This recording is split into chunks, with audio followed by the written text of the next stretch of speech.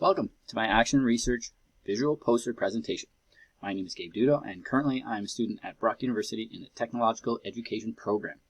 Please note that the work represented in this presentation has been completed using only my personal opinions and experiences and some peer feedback gained only from the online forum in Sakai. So my problem statement.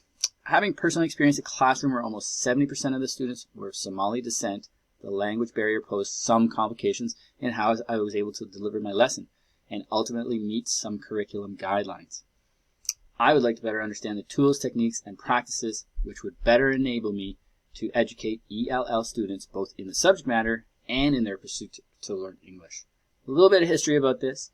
In 2018, I was hired by the Waterloo Regional District School Board to teach grade 11 auto at Eastwood Secondary School.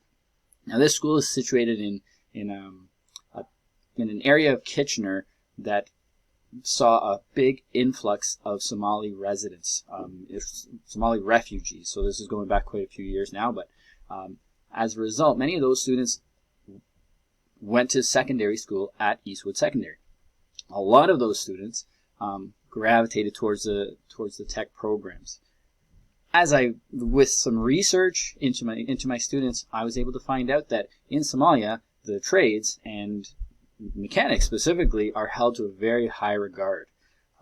So while in North America there seems to be maybe a bit of a feeling that the trades is somewhat of a lesser path for students, in Somalia that was not the case at all. So, which was great. So as a result, the parents and the kids in the class were very hard workers. A lot of the parents that we saw in the parent-teacher interviews were very excited, where we had moms, dads, and a lot of family members coming in to see exactly what the students were taking. So my pursuit is more as to how do I better train, or how do I better educate these students that were in my class. So again, having had the opportunity to teach at Eastwood, as well as two other schools in the Waterloo region, an interesting kind of matter occurred. And so, we all know that demographics plays different roles, and sometimes we think of demographics more as an idea of urban versus rural, maybe interprovincial, something where a school in Toronto might be different than a school in Orangeville. Here, even within the Waterloo region, I found that demographics played a huge role. So having had an opportunity to teach at Eastwood, Southwood Secondary, Huron Heights, and now at Preston Heights, the schools are very, very different. So with some research, I was able to find out that the school board, now this is elementary and secondary, serves over 63,000 students, and almost 17,000 of those have been identified as ELL, so that is English language learners. So this is about 27% of the student population, which is quite a high number. So demographics plays a huge role in how a school and the courses within it operate. As teachers, we have to, well, I do anyways, but as teachers, I would assume that most teachers want to teach every single student. They want every single student in their class to be successful. Myself being a hockey coach now for 10 years, or just over 10 years, I have that struggle as well. We have some players that are, very experienced hockey players, other, minor hockey, so we're talking 10, 9-year-olds, 11-year-olds, some that are very experienced and some that are not very experienced. So how do I challenge that top level hockey player, and how do I challenge that less experienced and allow for growth for both? So this is a kind of a neat transition where in the school, in the classroom, that similar situation exists. So the curriculum specifies that students should learn an appropriate industry language. So in here is where we kind of have a common ground. So whether a student is an English language learner or not, it's a different terminology that a student is learning in our classroom, in an auto classroom. There's industry-specific terms and languages. So in essence, everyone is learning a new language, right? So it's automotive, mechanical terminology. So in order for all our students to succeed, or all of my students to succeed, I would need to go beyond what is solely specified in the curriculum. The worry there, of course, is that as a new teacher, sometimes we take a lot of the burden is on us. So there's already enough stress, with trying to build curriculum, trying to build or curriculum lessons, lessons that meet the curriculum, and we're learning our students' names, we're learning, demographics, we're learning all of the different, particularities that might come along with every student. So as a result, I'm trying to do this research problem to more streamline what it is that I can do to best serve the ELL students.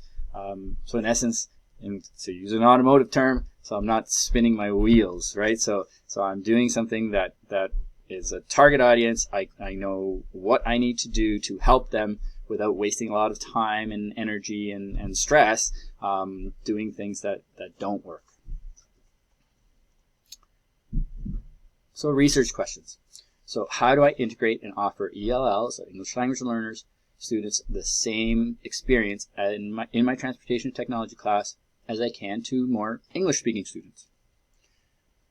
What will I do to enhance learning for ELL students in my classroom? Would backward design assist in integrating ELL students?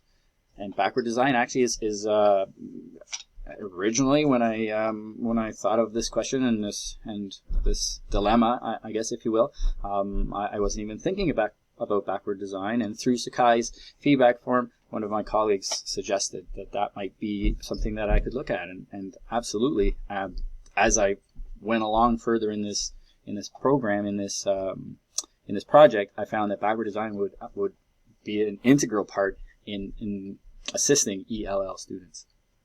And finally, how can I fully utilize EAs in the classroom?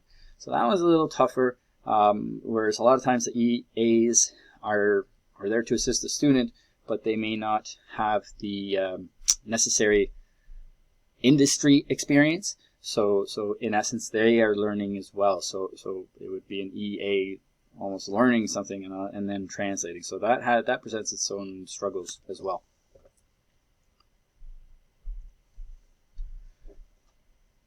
So before we go on, we need some definitions, of course. So ELL, English language learners, are students who are learning the language of instruction at the same time as they're learning the curriculum. So up until this point, I've mentioned the Somali, my experience with these Somali immigrants that had come into to Eastwood Secondary, and they were in my class. The ELL does not necessarily mean that it's newcomers to Canada. We have Canadian-born ELL students. In that case, you can have a student where a student is raised in a family that is non-English speaking. So this could be a student that is an Aboriginal. So from northern provinces or territories, moving into Ontario, where their primary language was not English. It could be a student that comes from Quebec or Northern Ontario, and primarily French. Society and a French family. So coming again into Southern Ontario, they are Canadian born. So we don't want to automatically associate ELL or English language learners to immigrants to Canada, because there are many ELL students that are born in Canada. So, but then at the same time, we do have those newcomers to Canada, and Canada does see a fair share of immigration, and most of that immigration, most of those folks land in our urban centers here in Southern Ontario. So as a result, myself and most of my colleagues find that we will have at some point in our teaching career, an opportunity to teach ELLs. More likely than not, it would be newcomers to Canada. So these are students who are born in another country, various stages of their educational careers. So not necessarily will a newcomer to Canada, I mentioned Somalis, and again, I'll refer back to that. We can also have English language learners that might come from Caribbean countries. So where English is their first language, although the English is quite different than that English that we speak in Canada. So as a result, that poses different challenges. And you may have students that, although they were born in English-speaking countries with perhaps different dialects, they've had little to no formal education. So so you can see how that ELL, English Language Learners, definition takes on a very, very broad scope. Other terms that you'll need to be that I will refer to in this presentation is ESL, so English as a Second Language Student. Again, this is very, very much like an English language learner. The two terms sometimes go hand in hand. English as a second language, English language learners. It's difficult sometimes to differentiate between the two. So ESL could be a student who has arrived at Canada with little or no knowledge of English, will need intensive ESL support. Students that have studied English in their own languages may need some ESL. Again, referring back to a student that may have come from a Caribbean island, speaks English, yet not up to the same dialect or not up to par with our education system. So and that could be various stages. So we would need to assist those students independently. And the ELD, which is an English Literacy Development Program. Now this is something that was developed for students whose first language is other than English or a variety of English. So all these terms work together. ELL seems to encompass primarily everything of the ESL, so English as a second language, or ELL, English language learners. Again, it's if a student is English as a second language, they will be an ELL, so they're still learning English language.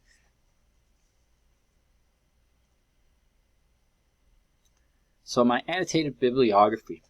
One of the first articles that I read, or not article, but scholarly article, would be from Gonzalez. Now, Gonzalez offers 12 methods to assist teachers in educating ELL students. So among those, and it's a very easy read, point form, she goes through her 12 steps. Some of them were already kind of known to me, or common sense, I suppose, if you will. Others were pretty interesting. So her first, make it visual. Plain and simple. If we can have pictograms, our society, a stop sign in Canada is the same as a stop sign in Mexico, is the same as a stop sign in Russia. We associate that symbol with a stop sign. So similarly with educating ELL students in our classes, we can make it visual. We can build in more group work, of course. So building in more group work allows the student to feel a bit more comfortable. They're not isolated. They're not ostracized, perhaps. Part of a group, perhaps with some other ELL students from a similar background. And if we look back, we remember that ELL students could be at different stages. So one might help each other. We can also speak to an ESL teacher, depending on the level of proficiency in English that your ELL students might have. They may be assigned an ESL teacher. And also allow for a silent period. So don't force, so this is number 4, don't force a student to speak until they're ready. So understanding that a child will speak when they're comfortable enough, we want to build that confidence. So there's no sense in trying to force that student until they're absolutely ready. Number 5, allow scaffolding with their own language. So allow the student to speak or write in their own language and slowly translate. In fact, that could be a fun, exercise within a classroom where I could say something. If we make it visual, or in transportation, you can hold up a wheel, and a student could tell you what that wheel is called in their native language, and allow the classroom to grow. Allow for myself as a teacher to learn something, and other students. So I'm running out of time here, so I will continue this in my next part 2.